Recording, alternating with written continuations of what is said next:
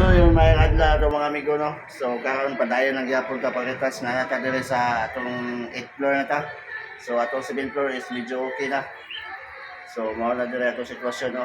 Dipya na ni siya ang atong mga trabaho dire is mga ginagmay na lang.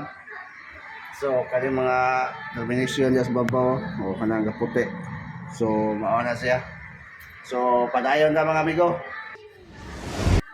So dire oh, nahuman sa nato unta ni siya pero nasami isa ni sa lain nga trade so ato lang ni siguro balikon or unsay decision sa atong PIC napili sa ta dire pero nahugaw na sad so naman tay PIC so adto sa ta mutana kung angay ba nato ning usbon or di